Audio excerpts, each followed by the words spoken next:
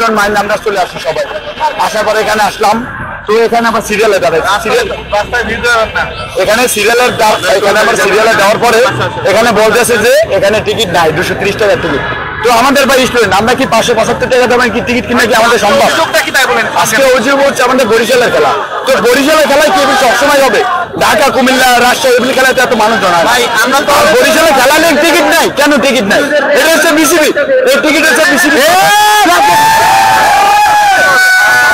আমার বড় ছিল আপনি কালকে সকাল 9টা থেকে স্টেডিয়ামে টিকিট কেনার জন্য।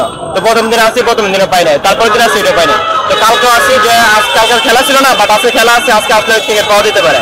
তো আসার পর সকাল দিকে আসছি, আমাদেরকে বিকেল 1টা পর্যন্ত দাঁড়া করে রাখছে। তো দাঁড়া করার পরে বলতেছে যে এখন টিকিট নাই।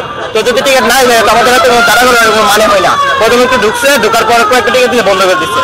তো আমাদেরকে আবার বলছে যে তুমি চলে যাও, কালকে আসলে আবার টিকিট পাইবা।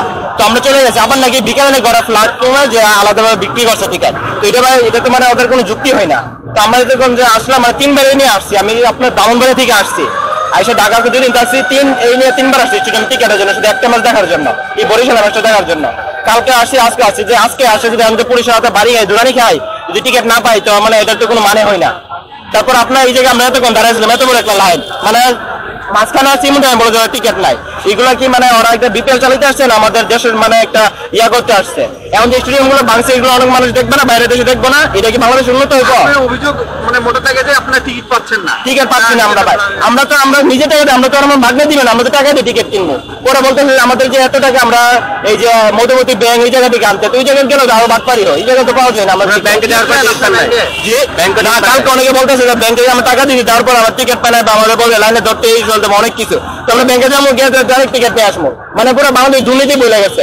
বলছিল যে বৈষম্য হয়েছে, সবকিছু ভালো হবে, ক্রিকেট ভালো হয়েছে, নতুন বিসি আসছে, এই বিসি আরো খারাপ, এটা আরো বেশি হয়েছে।